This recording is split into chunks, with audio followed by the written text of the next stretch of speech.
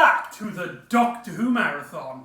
I'm your host McEdam, and today we're going to be talking about Wartime, written by Andy Lane and Helen Sterling, and is directed by Keith Barnfather, who also produced this story.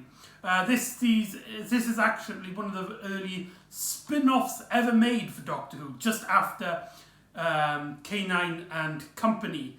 This is actually the first ever Doctor Who straight-to-video film, and stars John Levine reprising his role as Sergeant Benton.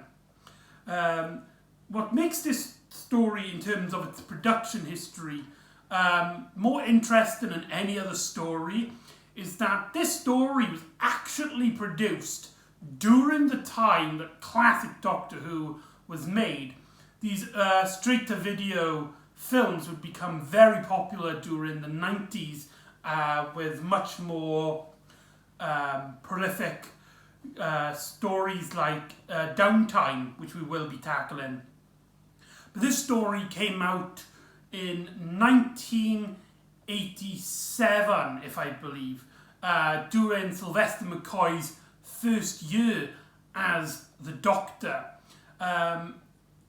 I was tempted, I should say tempted, I planned to do this story earlier, during around about that time, even though chronologically it actually takes place a lot earlier, even prior to Mordred Undead, as in this story both the Brigadier and Sergeant Benton are still in with UNIT. I always just use the head theory that after the retirement they had some small jobs here and there that they would do from time to time, and so they rehired them too during this story, mainly because it's located near Benton's place where he used to live, and so he would know the local area. So that's always just how I like to think it's much later into the era of the shows. But I forgot to do it during Sylvester McCoy's first season, so I'm doing it after Survival. I think personally it just works a little bit better this way, because after Battlefield, we see the Brigadier put on his uniform again.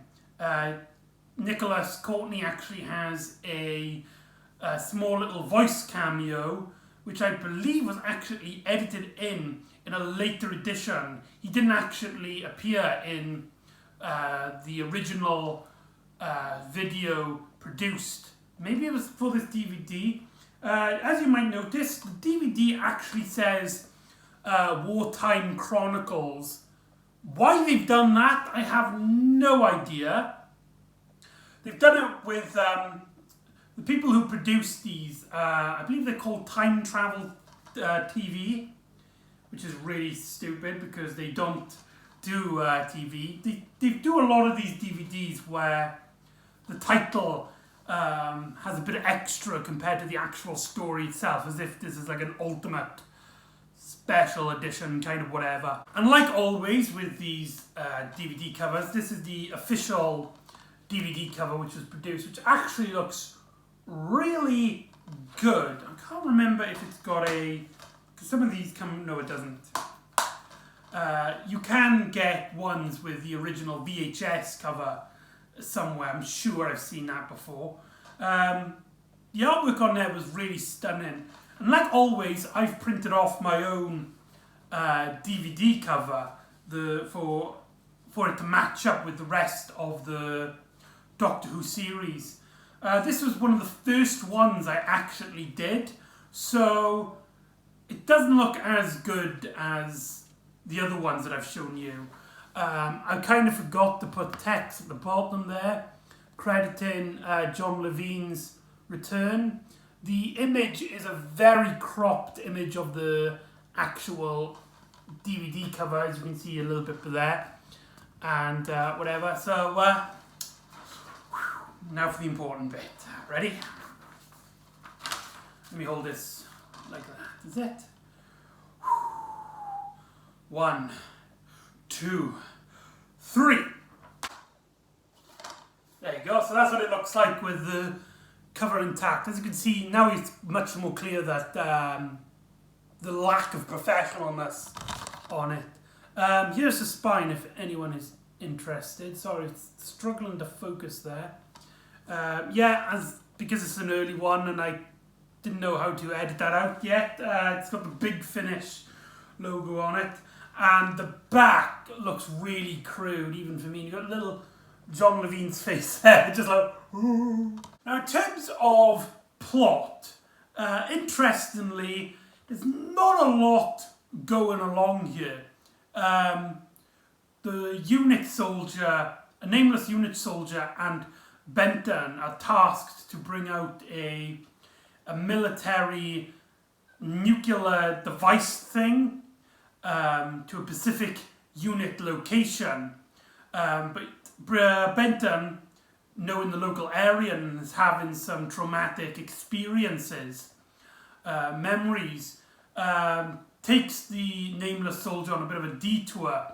And after the car crashes, not car crashes, but it breaks down, does Benton go exploring to figure out what this explosion he heard was. He believed it was a grenade, only to find that he is in the same place where his brother was once killed many years ago, and he starts having these weird flashbacks. The majority of the plot, or lack of, should I say, is mainly Benton re-experiencing his traumatic life as a kid, with his father who preferred his brother, and his father going to the war, to him and his brother playing around only for him to collapse and die, with Benton being the blame for it, as he was trying to help him, but it looked like he pushed him, to the point where Benton, in modern day, isn't quite sure on whether he killed him or not.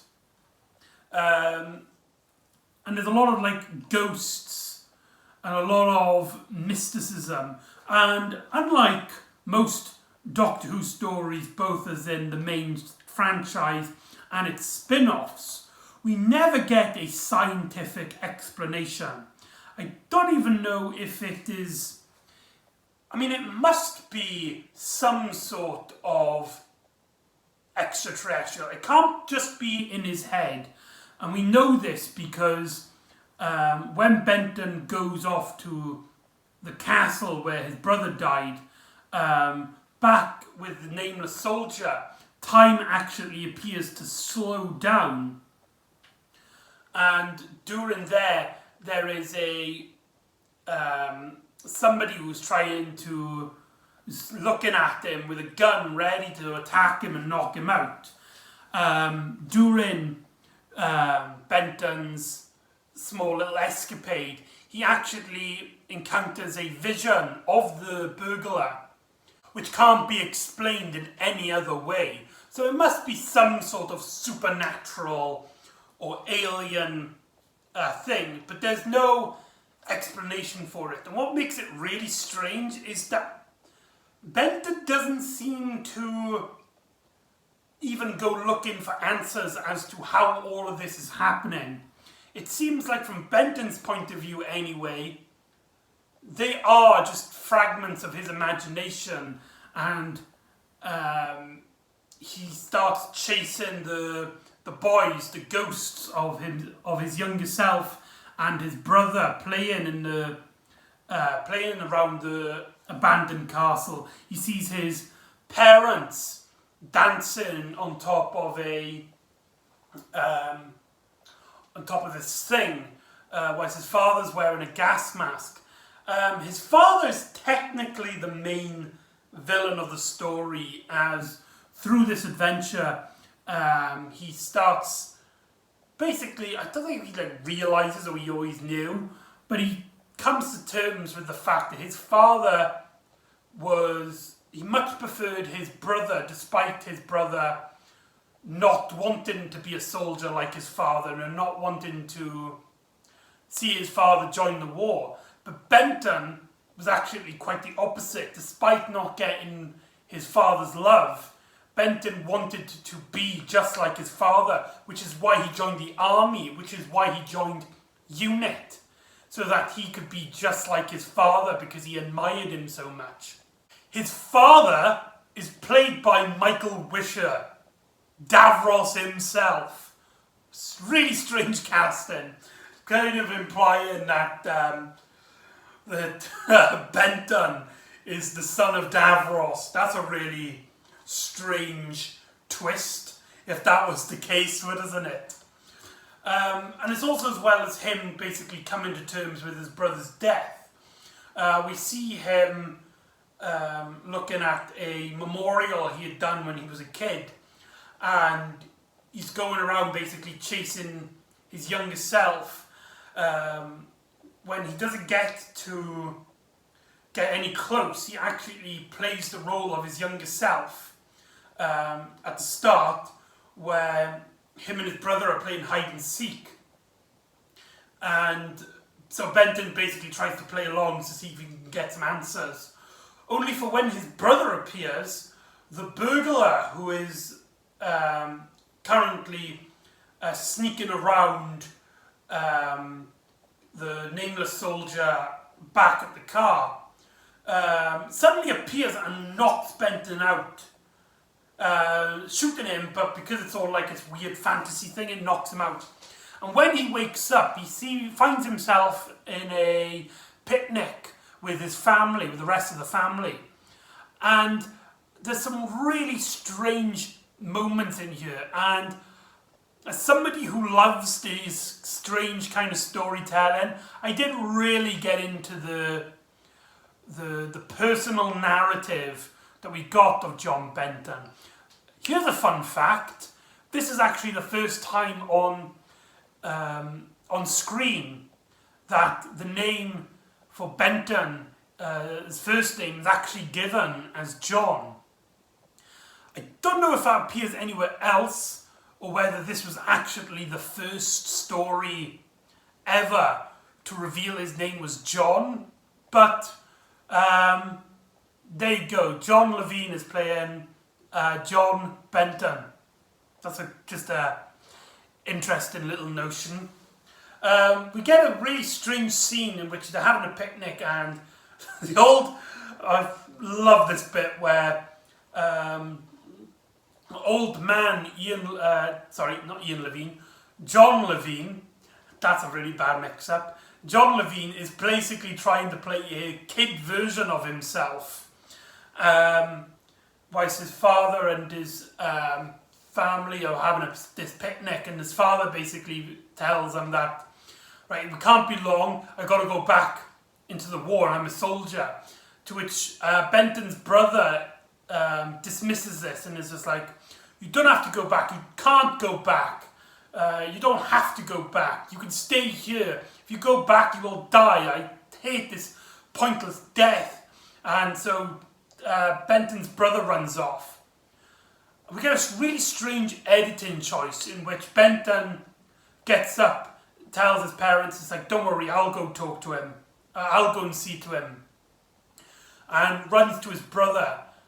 And the next scene is Benton back at the picnic, where his parents basically say the same thing, as if like they're caught in like a time loop, with their parents stating like, right, I'm going to go back to war, be over soon, oh, do you have to go, it seems like only yesterday, blah, blah, blah, blah, blah.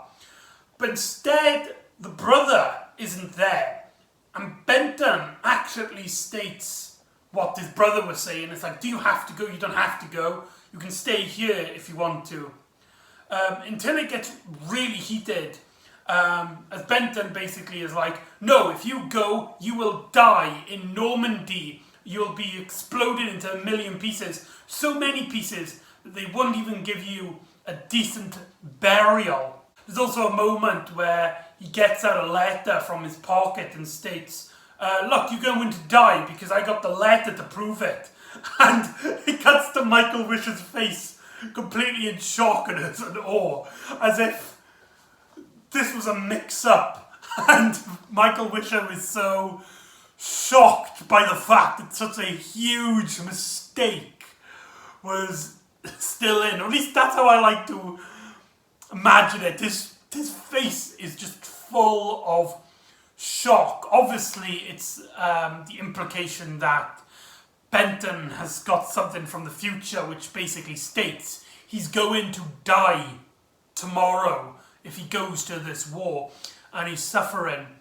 Now let's talk about the directing and mainly the editing in this story. There are a lot of great moments, especially when it comes to scenery, where the story looks really good. I don't know where they filmed this, but there's some abandoned bridges and castle, which kind of gives it like an eerie, like there's some sort of voodoo magic misted around in the air, and there's also this really nice fog thing going on. But a lot of the close-ups and a lot of the dramatic tension seems a little bit weak, and that could be because of Keith Barnesfather, this being basically his first directing duties. Prior to this, he was the director of the Mythmakers, a series of documentaries about Doctor Who. He did those, but here, I think, is his first dramatic production he ever did. And for a starter, he does pretty well. I think for somebody who's very new to directing, I would say this gives out the pass. There's a lot of great scenery, there's a lot of great camera angles, and a lot of great experimentation with these kind of stories which don't rely heavily on plot and mainly are about the emotion of the characters. I personally always find them a much more visual experience and a lot more joy to watch. I would personally find it much harder to adapt this in a novel or a comic or anything like that. I think this story deserves to be in the video format as it did. But there's some really awkward editing choices. There's bits where there's pointless fades in and fades out. There's bits where scenes like the camera pans up to the castle and it keeps panning like that. I guess it's trying to set up a mood and atmosphere to try and give this like off-world feeling to it. But a lot of it comes off as just plain amateur and is just very unusual.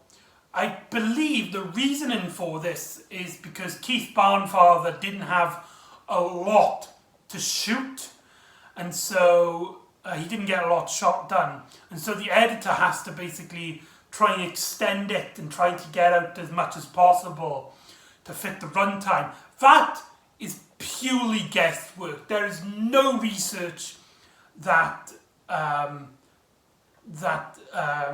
references this. That's just me completely on guesswork. Again, we get some really great visuals. There's a bit where Benton's father appears behind him, and whilst Benton's turning away, the father has got a mask on, and when he takes it off, he's got a skeleton face, which we only see for like a few frames at most, which kind of builds up this kind of eerie atmosphere. Benton also tries to save his brother, but only catching his shoe, and it's here where he questions himself. It's like, I'm sure I tried to save him. I'm definitely sure that I tried to save him. Now, outside back at the car, the unit soldier is actually getting attacked by this nameless individual. What's really strange is that we see him set up a gun ready to fire, only for him not to use it. I don't believe. He grabs onto the soldier, hands on. So I don't know if that's a continuity error or if I'm remembering it wrong. But you'll be disappointed to learn that the story doesn't have a very strong ending. The story asks a lot of questions about Benton and his life and his story and his personality.